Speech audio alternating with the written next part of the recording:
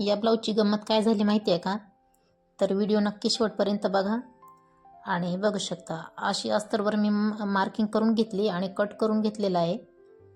तर हा जो आपला साडीतला ब्लाऊज पीस आलेला होता, तर याचं झालं असं की ना, ह्या ज्या बुट्ट्या आहेत त्या उभ्या दिसतात, त्या उभ्या नव्हत्या, त्या आडव्या आलेल्या होत्या. आणि मग त्यानंतर आपला काठ वेगळा काढून घेतला आणि बाही वेगळी तयार केली.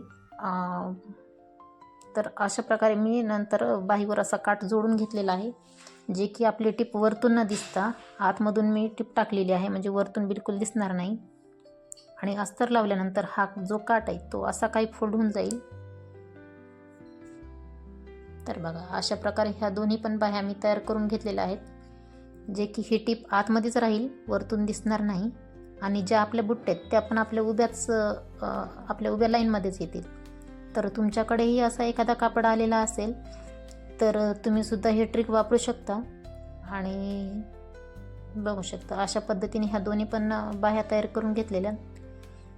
तर असा अस्तर लावून ना असा काही ब्लाऊज तयार झालेला आहे. बघू शकता बुट्ट्या पण आपल्या आडव्या म्हणजे उभ्या आलेल्या आहे. आणि नक्कीसुद्धा किती छान ब्लाऊज असं एकदम छान पद्धतीने शिवून झाला. तर व्हिडिओला नक्की लाईक करा. तर चला भेटूया पुढच्या व्हिडिओमध्ये.